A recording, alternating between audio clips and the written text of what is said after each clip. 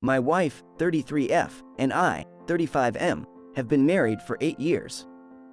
A couple of years ago, my wife gave birth to a baby girl. My wife was struggling a lot with her emotions in the weeks leading up to labor, and she pretty much hated me and started resenting me. When she gave birth, she did not want me at the operating room. This broke my heart and devastated me, but it was my wife's choice and I respected it.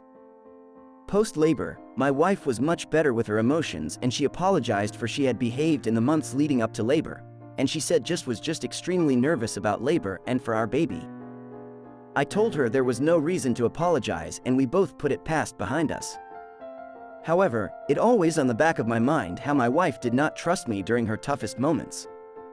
A couple of weeks ago, I fractured my left arm. I was outside and falling backwards, and used my arms for support as I was falling back, and I fell on my arm. The pain was excruciating, and I still have no idea how I did not pass out from the pain. It was clear from one look at my arm that it was horrible. The pain was too much and I even cried. I called my sister in tears, and she came over in 15 minutes and drove me to the hospital. Long story short, I had broken my arm, and the doctors said it would require surgery, and they would do it the next day as surgery would require preparation. I was temporarily put on a sling and was given pain meds. My wife had come over to the hospital an hour later after I had called and told her what happened. When she came over, I realized she was actually the last person I wanted to be with. So I told her I did not want her here, it was unnecessary, and my sister was already here. I also told her not to come the following day. My wife was sad and asked me why, but I was in a terrible mood, so I told her to just leave. My wife wanted to talk more, but my sister took her out because I was in no mood to talk. My sister stayed with me overnight at the hospital, and then the next day too.